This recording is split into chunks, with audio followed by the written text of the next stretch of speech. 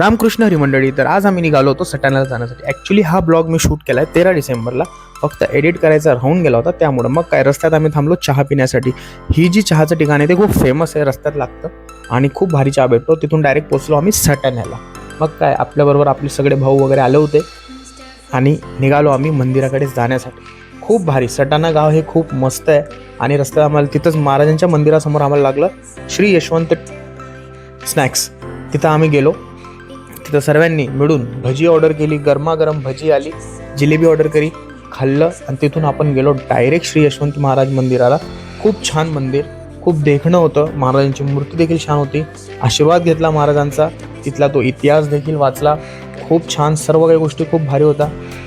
मस्त महाराजांचं दर्शन घेतलं आणि मग आम्ही तिथून निघालो रमादादाच्या कार्यक्रमांना. सॉन्ग रिलीजचं त्यांचं सॉन्ग रिलीज झालं होतं पहिलं आणि मग ते कार्यक्रम अटेंड करून रमादादाला हाय हॅलो करून आम्ही गेलो घराकडे.